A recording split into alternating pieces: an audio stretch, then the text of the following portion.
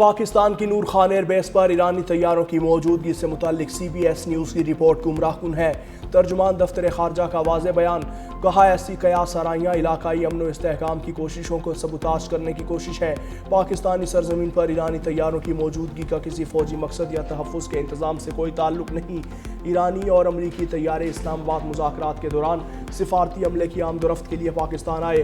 مذاکرات کے اگلے ادوار کی توقع میں بعض طیارے اور عملہ عارضی طور پر پاکستان میں رکا۔ ایرانی وزیر خارجہ کے حالیہ دورہ اسلام آباد کے لیے بھی یہی لاجسٹک انتظامات استعمال کیے۔ پاکستان مذاکرات کے لیے ایک غیر جانبدار اور ذمہ دار سہولت کار کا کردار ادا کر رہا ہے۔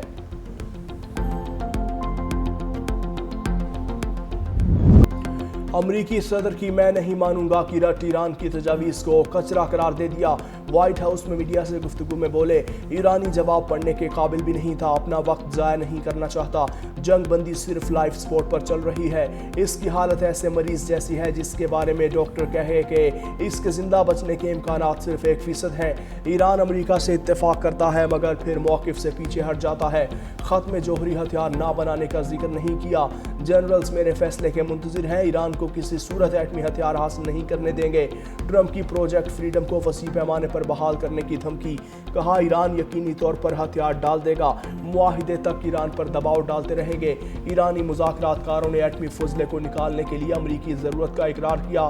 صرف چین اور امریکہ نیوکلیئر ٹیسٹ تک پہنچنے کی صلاحیت رکھتے ہیں۔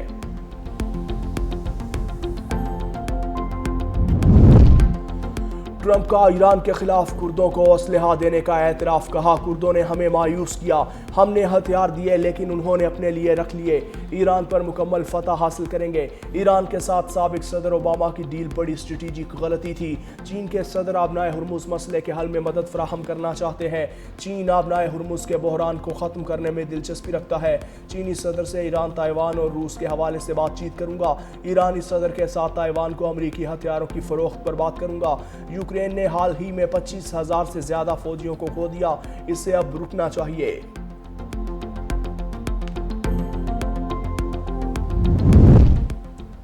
آبنائے ہرمز کو کیسے کھولیں، امریکہ اور برطانیہ کے درمیان اہم مشاورت۔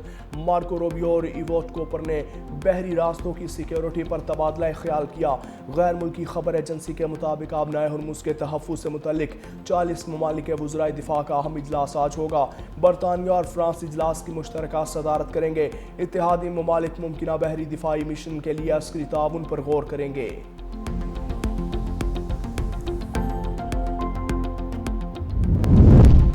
ہماری افواج کسی بھی جارحیت کا منہ توڑ جواب دینے کے لیے مکمل تیار ہے، باقر قالیباف کا امریکی صدر کے بیان پر رد عمل۔ ایکس پر بیان میں کہا کہ 14 نکاتی تجاویز میں درج ایرانی عوام کے حقوق تسلیم نہ کرنے کا نتیجہ ناکامی کے سوا کچھ نہیں ہوگا۔ اس معاملے میں جتنی دیر کریں گے امریکی ٹیکس دہندگان کو اتنی ہی زیادہ قیمت چکانا پڑے گی۔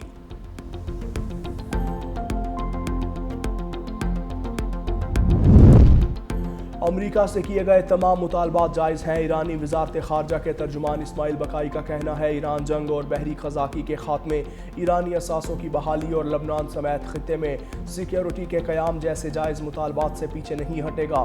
ایران پر جنگ مسلط کی گئی تو پھر بھرپور دفاع کیا جائے گا۔ سفارتکاری اور مذاکرات کے دروازے اب بھی کھلے ہیں۔ تہران قومی مفادات کے تحفظ کے لیے سیاسی راستہ اختیار کرنے کو ترجیح دے رہا ہے۔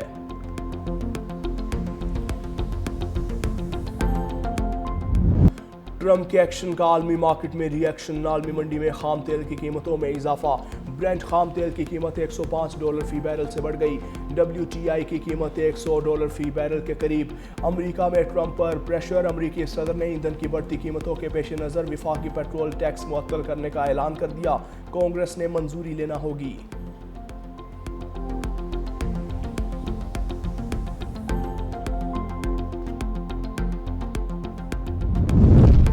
جو کام اپوزیشن نہ کر سکی وہ بلدیاتی انتخابات میں بدترین شکست نے کر ڈالا۔ برطانوی وزیر اعظم سے ان کے اپنوں نے ہی استعفے کا مطالبہ کر دیا۔ لیبر پارٹی کے 80 ارکان کے اسٹارمر کے خلاف ہو گئے۔ برطانوی وزیر اعظم کے آج کابینہ اجلاس میں مستعفی ہونے کا امکان، کابینہ میں شامل 3 ممبران عہدوں سے مستعفی ہو گئے۔ ذرائع کے مطابق مزید حکومتی وزراء کے استعفے متوقع ہیں۔ برطانوی وزیر داخلہ سمیت اہم کابینہ اراکین کا بھی کیئر سٹارمر سے مستعفی ہونے کا مطالبہ۔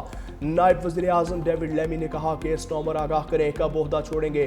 برطانوی وزیر داخلہ شبانہ محمود نے کہا وزیر اعظم مستعفی ہونے کی ٹائم لائن دیں۔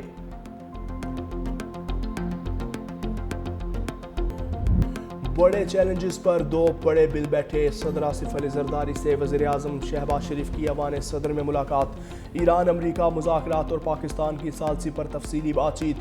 افغانستان سے متعلق امور اور خطے کی بدلتی صورتحال پر تبادلہ خیال۔ مارکہ حق کے شہداء اور مسلح افواج کی پیشہ ورانہ صلاحیتوں کو خراج تحسین۔ قومی دفاع پر غیر متزلزل عزم کا اعادہ۔ صدر مملکت نے کہا کہ مشکل جغرافیائی اور علاقائی صورتحال کا سامنا ہے۔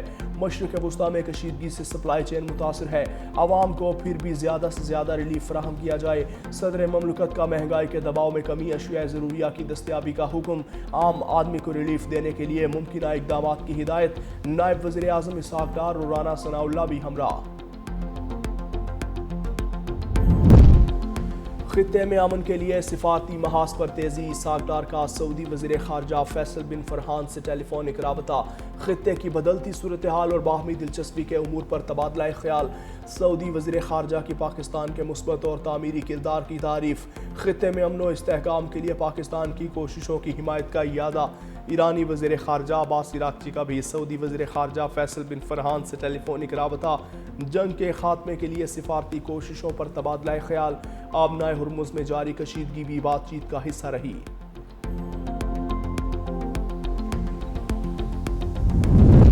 اسحاق ڈار سے امریکی ناظم الامور نیٹلی بیکر کی ملاقات۔ خطے کی صورتحال اور پاک امریکہ 2 طرفہ تعلقات پر تبادلہ خیال۔ اسحاق ڈار نے پاکستان کے امریکہ اور ایران کے درمیان رابطوں میں اہم کردار کو اجاگر کیا۔ سفارتی کوششوں سے خطے میں امن کی امید کا اظہار، کہا پاکستان کا خطے میں امن و استحکام کے لیے مثبت کردار جاری ہے۔ ایران اور امریکہ کے درمیان پاکستان اب بھی باضابطہ ثالث ہے۔ ایران نے مشرق وسطیٰ میں امن کے لیے چینی صدر شی جن پنگ کے 4 نکاتی منصوبے کی حمایت کر دی۔ الجزیرہ کے مطابق چین میں ایران کے سفیر عبدالرضا رحمانی فضلی نے کہا کہ تہران خطے میں امن اور استحکام کے لیے اس منصوبے کی حمایت کرتا ہے۔